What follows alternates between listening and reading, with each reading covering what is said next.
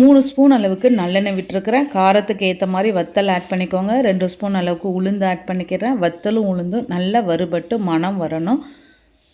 இது கூட கொஞ்சமாக கருவேப்பிலையும் ஆட் பண்ணிக்கிறேன். கருவேப்பிலை நல்லா பொரிஞ்ச பிறகு நல்லா பூண்டு தோல் உரித்து 15 பல்லும் ஒரு சின்ன துண்டு இஞ்சியும் தோல் எடுத்துகிட்டு சின்ன சின்னதாக கட் பண்ணி போட்டு நல்லா வதக்கி விட்டுக்கணும்.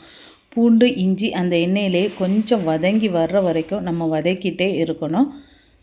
ஒரு எலுமிச்சைப்பழ அளவுக்கு புளி எடுத்து அதையும் ஆட் பண்ணிக்கிறேன். காயத்தூள் ஒரு 1/4 ஸ்பூன் அளவுக்கு ஆட் பண்ணிக்கலாம். எல்லாத்தையும் நல்லா மிக்ஸ் பண்ணி விட்டுட்டு தேவையான அளவுக்கு கொஞ்சமாக உப்பு ஆட் பண்ணிக்கிறேன்.